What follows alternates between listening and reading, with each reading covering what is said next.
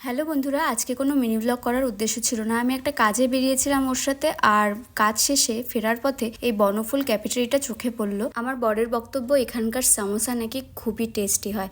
সামোসা আর সিঙ্গারার মধ্যে আমরা অনেকে গুলিয়ে ফেলি যদিও। তো এখান থেকে সামোসা নিয়ে নেওয়া হলো বাড়ির জন্য, 4টা চিকেন সামোসা আর 5টা ভেজ সামোসা।